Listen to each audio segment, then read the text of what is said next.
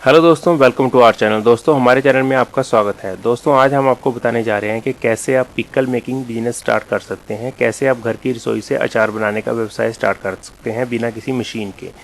दोस्तों, बिना किसी मशीन के लागत से, बिना किसी लागत से आप थोड़े से पैसे लगा करके 10-15 हज़ार रुपये लगा करके पिकल मेकिंग बिजनेस शुरू कर सकते हैं और अपना ब्रांड बना सकते हैं। तो दोस्तों, जानते हैं आप इसको कैसे कर सकते हैं। तो दोस्तों, आगे बढ़ने से पहले बता देता हूं कि अगर अभी तक आपने हमारे चैनल को सब्सक्राइब नहीं किया है तो प्लीज़ नीचे दिए गए रेड बटन पर क्लिक करके इसे अभी सब्सक्राइब कर लीजिए, ताकि आपको आने वाले नए नए वीडियोज़ के बारे में जानकारी और अपडेशन मिलती रहे और आप इसी तरह के वीडियोज़ देखते रहें और अपनी लाइफ को बूस्ट करते रहें। तो दोस्तों, सबसे पहले जो है अचार और चटनी भारत में पारंपरिक खाद्य पदार्थ हैं और कई अलग अलग प्रकार के अचार हैं जो हमारे देश में पाए जाते हैं। अचार बनाने की प्रक्रिया सरल है और कोई व्यक्ति इसको अपने घर से स्टार्ट कर सकता है, घर की किचन से स्टार्ट कर सकता है। इसके अतिरिक्त महिलाओं के उद्यमियों के लिए अचार बनाने का एक बहुत ही आकर्षक व्यावसायिक अवसर है। हमारे देश में अचार और चटनी की कई किस्में उपलब्ध हैं और ये उत्पाद बड़ी आबादी के बीच बहुत लोकप्रिय हैं। हालांकि वहाँ कुछ अचार हैं जो राष्ट्रव्यापी लोकप्रियता का आनंद ले रहे हैं। दूसरी तरफ कुछ अचार ऐसे हैं जो सिर्फ क्षेत्रों में, कुछ विभिन्न राज्यों में और क्षेत्रों में ही मजबूत पकड़ बनाए हुए हैं। एक छोटे पूंजी निवेश के साथ आप एक अचार बनाने का व्यवसाय स्टार्ट कर सकते हैं। हालांकि आपको फलों और सब्जियों की उपलब्धता की स्थानीय स्तर पर ध्यान देना होगा। इसके अलावा अपने इलाके में विभिन्न प्रकार के अचार की लोकप्रियता के बारे में कुछ बाजार रिसर्च करनी होगी। सबसे पहले यह व्यवसाय एक छोटे स्टार्टअप पूंजी निवेश की मांग करता है। इस प्रकार आपको न्यूनतम जोखिम लेने के साथ व्यापार में शामिल होने की सुविधा मिलती है। इसलिए आप घर आधारित आधार के रूप में इसे शुरू कर सकते हैं। घरेलू बाजार के अलावा भारतीय अचारों में निर्यात की भी बहुत ज़्यादा पोटेंशियल है। जैसा कि आपका व्यवसाय बढ़ता है, आप इसको नेशनल लेवल पे या इंटरनेशनल लेवल पे ले जा सकते हैं। तो दोस्तों, हम जानते हैं कि अचार बनाना शुरू कैसे करना है। इसके लिए जो आपको सामग्री चाहिए, अगर आप सिंगल अलग अलग किसी फ्रूट का अचार बनाना चाहते हैं तो वो फ्रूट चाहिए। अगर किसी सिंगल वेजिटेबल का बनाना चाहते हैं तो सिंगल वेजिटेबल चाहिए। अगर मिक्स वेजिटेबल्स का बनाना चाहते हैं तो मिक्स वेजिटेबल आपको लेनी पड़ेंगी। तो दोस्तों, हम आपको 500 ग्राम के फॉर्मूले के हिसाब से इस बैच का बताएंगे और जितना भी आपने बड़ा बड़ा बैच बनाना हो आप उसको उससे मल्टीप्लाई कर लीजिए।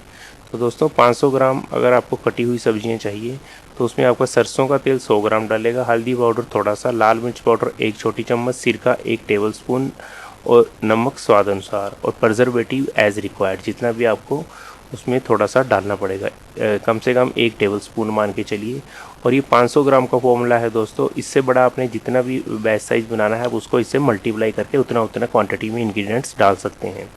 तो दोस्तों, इसके बाद जानते हैं कि कैसे बनाएंगे। पिकल बनाने की विधि, सबसे पहले तो वेजिटेबल और फ्रूट्स को बड़े बड़े टुकड़ों में काट लें। एक बर्तन में पानी गर्म करके इसमें 1 छोटा चम्मच नमक मिलाएं, फिर इसमें वेजिटेबल और फ्रूट डाल लें और 10-15 मिनट के लिए फिर ढककर रख दें। अब इसे गर्म पानी से निकाल कर सादे पानी से धो लें। वेजिटेबल और फ्रूट्स को धोकर छीलें और छीलने के बाद एक बार धो लें। अब इसे 2 इंच लंबे पतले टुकड़ों में काट कर रख दें। अगर आप मटर वगैरह यूज़ कर रहे हैं तो इसके दाने निकाल लें और इसे धो लें।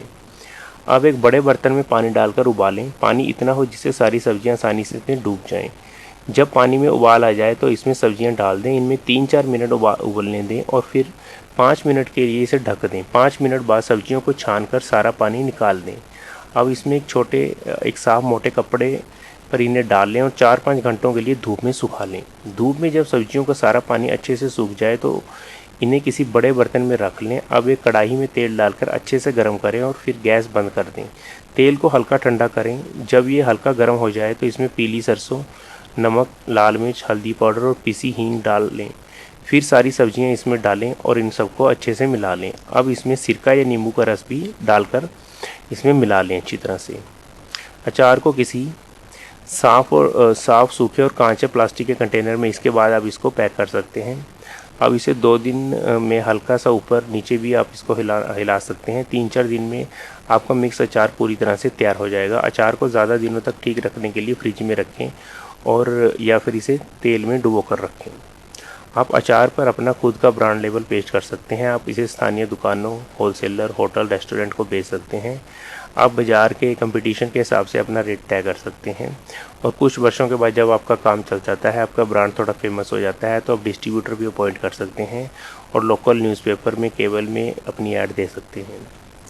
अपनी कंपनी के स्वामित्व पैटर्न के अनुसार आप इसको ROC registrar of companies India के साथ अपने व्यापार को पंजीकृत करें। छोटे पैमाने पर आपको प्रोप्राइटरशिप फर्म के रूप में रजिस्टर करने की सलाह दी जाती है। दोस्तों, जो हमारे देश में ज़्यादातर कंपनीज़ हैं वो प्रोप्राइटरशिप फर्म के रूप में ही छोटे बिजनेसेस हैं। आपको इसमें सिर्फ वैट और जीएसटी लेना है और इसमें एक एफएसएसआई फूड लाइसेंस लेना है। इस प्रकार आप एफएसएसआई, वैट और जीएसटी लेकर के 1% कंपनी के रूप में इसको स्टार्ट कर सकते हैं। और इसके आप लोकल रेगुलेटरीज़ के लिए गूगल में सर्च कर सकते हैं कि कहाँ से आपको फूड लाइसेंस मिलेगा और कहाँ से आपको वैट या जीएसटी मिलेगा।